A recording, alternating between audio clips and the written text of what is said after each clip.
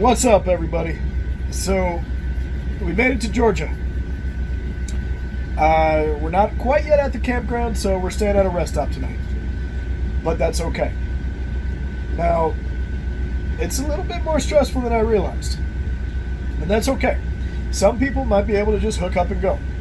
This is honestly the first time I've ever towed. So, also keep in mind, I'm driving a Ford Bronco. And not one of the new ones. A 1995 Ford Bronco. Now, one thing to take into consideration is it's a little bit of an older vehicle. And there's a little bit of a learning curve here. So, it's okay. Now, I will admit, at one of the rest stops, I walked up to somebody, I went, "Hey man, does this get easier?" They were like, "Oh yeah, you get more comfortable, you never want to get relaxed, you always want to stay aware, but it does get easier when coming to towing." Now, something nobody ever told me was, depending on your rig and depending on what you're towing and depending on how you're towing, you should really take time to figure it out and realize that you're not going to be going 70 if you're driving a Bronco or if you're driving something like a Bronco. So where it took me about 8 hours, if not a little bit more, to get to the rest stop I am at, it might not take everybody. I drove highest at 65. Lowest probably around 57. Now, I know there's going to be some people talking. Let's keep it friendly. This is my first time.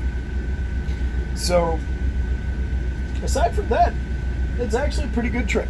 Now, there will be some rest stops that if you're doing this full time and you just started and you're not entirely sure if you can stay at it, they haven't posted that there is either no overnight staying or it won't say anything.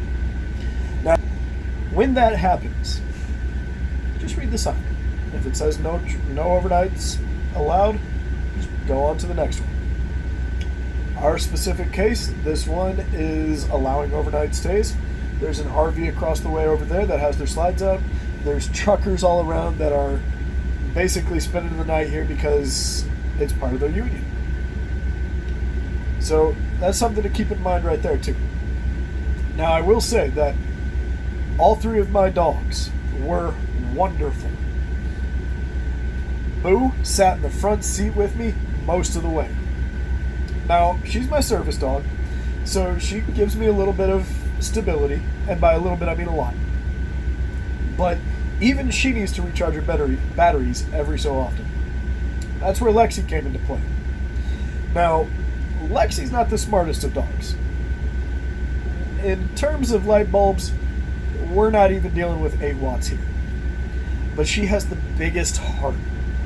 And so the second Boo had to step down and, take a break, Lexi was on it. And it was great.